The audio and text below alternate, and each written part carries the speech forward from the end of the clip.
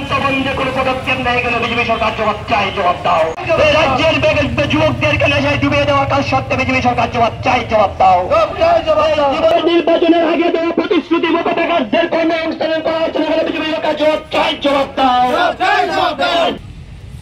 কি তেলিয়ামোড়া, কি মদ ছড়া, কি ওই কল্যাণপুর, কাদের রাজত্ব,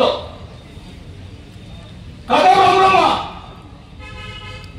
মুষ্টিমেয় অল্প কিছু লোক তাদের হাতে অবৈধ টাকা, কালো টাকা, সংবিধান বহির্ভূত ক্ষমতা,